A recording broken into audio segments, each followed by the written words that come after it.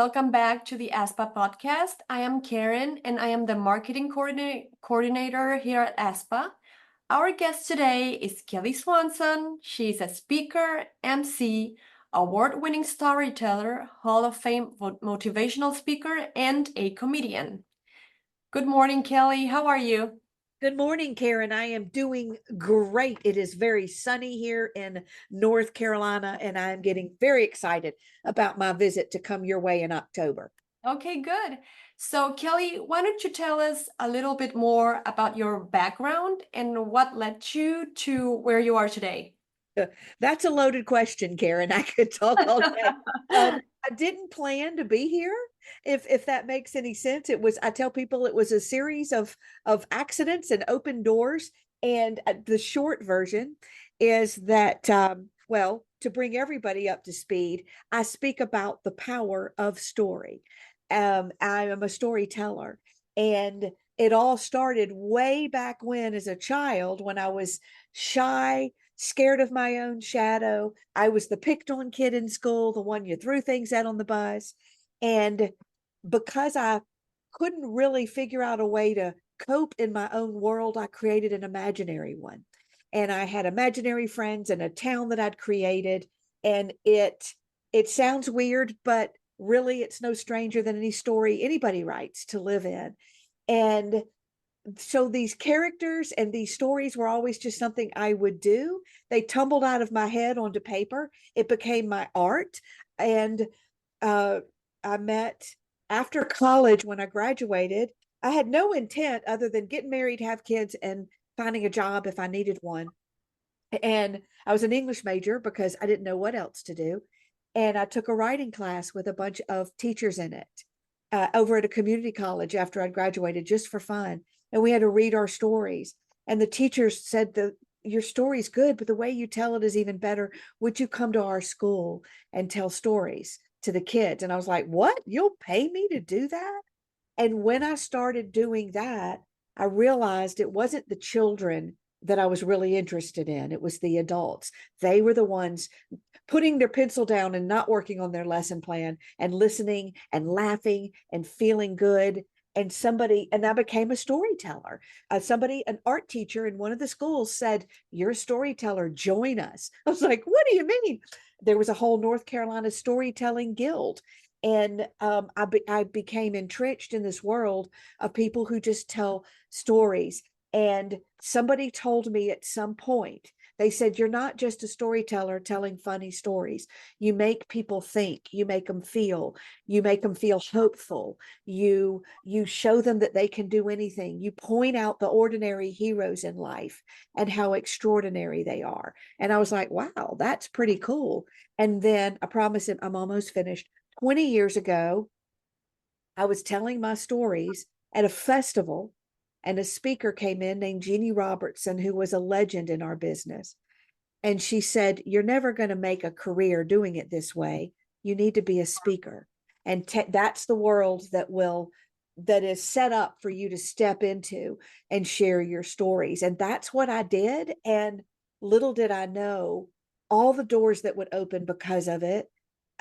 So I've motivated people with my stories. I make them laugh with my funny stories, but even more, and I'm preaching to the choir on this one because I'm talking to people in the school system. You already know the Yeah. power of words and the power of stories.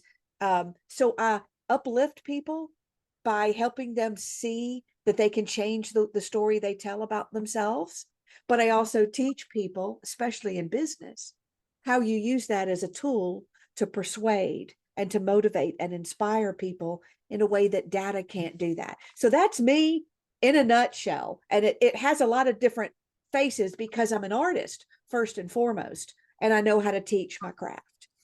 For sure. So you are serving as the MC at this year's annual conference. Yes. What are your expectations about your time there? Well, the MC's role is secondary. We're not the star of the show. We're the one that keeps things moving. We're the ones who highlight the speaker who's about to come on and the one who's just left. We handle the logistics and making sure everybody knows where to go and where to be. that's the bottom line part of the job. But what I love to do as an MC is sort of weave a thread through everything, to bring humor in where I can, to not tell stories, but to bring in storytelling where I can, to help summarize what's happened today and sort of put it all in a bow. I look at it as uh, the wedding coordinator in a wedding who kind of Yeah.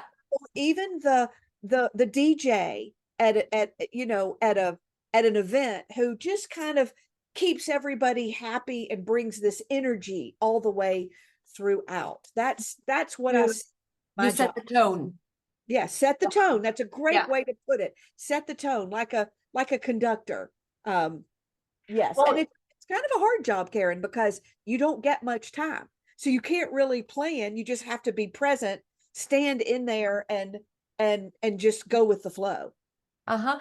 But you are gonna be the star for our Wednesday night reception. Well, that okay. Well, I don't know if I'd say start, but I talked them into letting me. They said, Kelly, would you facilitate the fun night? And I was like, well, you better believe I will. Uh, and so they are letting me do what I do.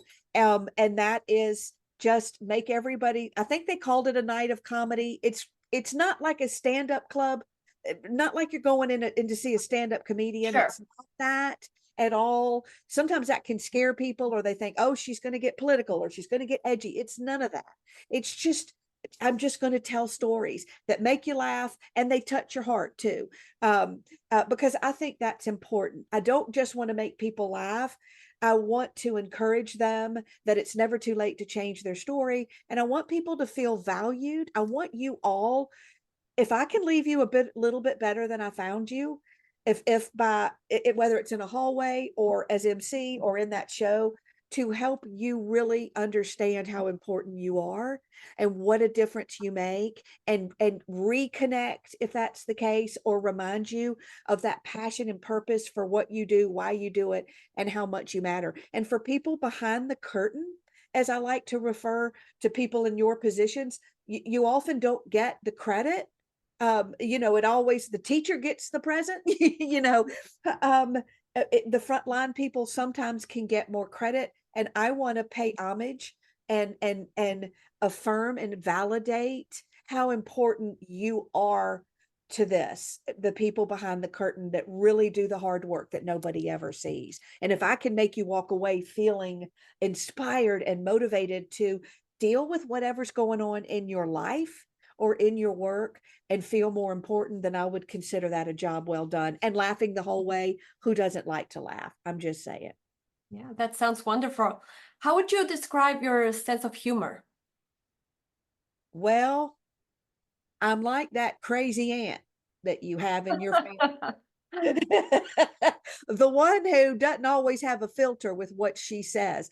People will say, my style is self-deprecating. The only person I'm going to make fun of is myself, and maybe my people in my small town of Pride's Hollow, my small town with a big heart where the people stay, but the gossip travels. It is Southern humor, Mhm. clean Southern humor, but it's not really about the South, Karen, because everybody says, oh my gosh, I know these people. It's about the human condition. It's about life. It's the things we all struggle with. If my husband's nose whistles when he eats a sandwich one more time, I'm going to claw my eyes out. I mean, it's the funny little things. I've got one son. He is precious, but don't tell anybody he's useless. We call him bare minimum, BM for short. It's just, there's stories about life and they translate everywhere. And yeah, that's who I am in a nutshell. People in this conference is from the education world. So what do you see as the biggest challenges facing education today, and how do you think we can address them? Oh, wow. I can't even begin to answer that question. And I think if I began to say, what's wrong with the school system, I would be one more part of the problem, because part of the problem is that we're all writing our own stories about what's wrong with the system, maybe not wanting to take ownership and fixing it, but complaining about it. Let me get a little broader. if I may, because I'm not in your industry, and I really don't want to be seen as someone who's shaking my finger and telling me what your problem is. But what I see across the board everywhere in terms of the problems I solve, and of course, I'm a storyteller. My topic is story. So it's like when you're a hammer, everything looks like a nail.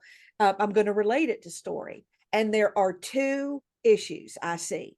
Number one, now maybe you aren't suffering with it like other industries are as much, but according to the latest Gallup poll, the numbers are very high. Maybe 70 to 80% of people in the workforce are disengaged from their work. They're low on morale.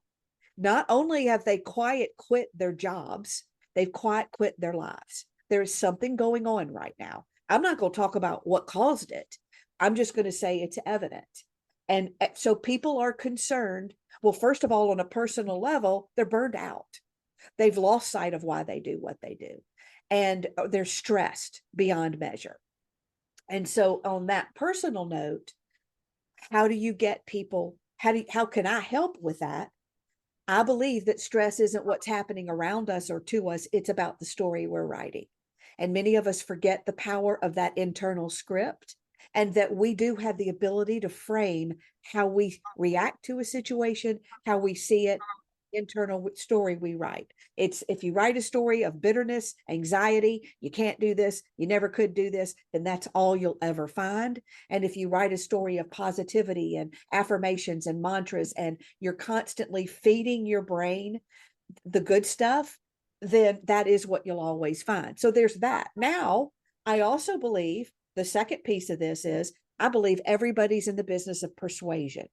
And it may be hard for some to go, no, not really. In HR, you are. You're trying to persuade somebody to come work for you or buy into your vision if you're a leader. You're trying to motivate a staff. You're trying to teach if you're on the front lines, and persuade the kids to follow what you say or get excited about what you've got going on. You're trying to persuade the parents and the community. And I'm just giving you the short version, but I believe we are all in the business of influence, that we all have these moments where we can influence others, where we choose to or not, whether it's in our job or not, whether we want to persuade. And your ability to persuade is not going to be found in the information that you have or the data or what you say. It's going to be in your ability to connect emotionally with these people. And that is what story does, what data cannot do. One more thing, and then I'll shut up about it because I could go on forever. In our moments of influence, even if it's just trying to get our child to clean up his room, we quickly realize that telling people what to do is not the same as making them want to do it. There's a difference in manipulation and motivation. There's a difference in a lecture and something that truly inspires people to take action. And the difference is story. And if we, in our roles in our world, no matter where we are in our work, our community, and our families, can understand the tool of storytelling, then we will become more persuasive in our jobs and in our communities. And for many of our jobs, society writes a story for us that we didn't get to write, that can often be negative. So we also need to combat that with positive stories. And if you're not writing your story, then they are. And so that's where I believe my topic, whether I will have any opportunity to really go deep into that with this group, because again, I'm just the EmCee and I'm just there to have fun. But everything in my soul is about the power of story to help you be more persuasive over yourself and others. And your job, Kelly, is to motivate people. What would you say motivates you? Remembering why I do what I do, the stories of the faces that I always tell people in business, you should have a why story of why you do what you do. That'll reconnect you. And it needs to be a story, not a reason, not a list of facts. Who's the face you see that makes you keep going? Is it your children? Is it your coworkers? Is it that one person you helped? We all see a face, and I have many, and I won't go into their stories, but I see the faces when the money doesn't come, or when COVID, we all get locked down and I can't do my job, or when the anxiety hits, I remember the power that I have to change what I see and to write my story, that life is data. I mean, reality is data, and my life is going to be the story I'm going to write with that. And I have power over that. That motivates me. And then I remember the faces. I remember Ethel in the nursing home, when I would go every week and tell stories, and how she would come alive. I just remember the faces of the people who've come up to me, who've sent me letters, who've said, your words changed me. I remember the stories, and I think you can too. Anybody listening, if you've lost sight, come back. Why did you choose this? Why do you stay? Who are you doing this for? What face do you see? Okay, that sounds great. Kelly, thank you for sitting with us today. I'm sure everyone is going to be looking forward to meeting you and to hearing you and to get motivated by you. So thank you so much. Thank you, Karen. I'm definitely the one who won't blend into the crowd, and you'll probably hear me Yeah, I coming can see that. away. You'll be like, who let her in? But I cannot wait. I can't wait to meet all of you, to laugh with you, to just get to know you and be part of your conference. I really consider it an honor. And thank you for taking this moment to share me with your people. Sure, that sounds amazing. So everyone, I'm gonna be posting this podcast, and all of Kelly's social media will be there, so you can contact her if you need anything from her. Thank you, Kelly. Take care and see you in October. You're welcome. See you in October. Okay, bye-bye.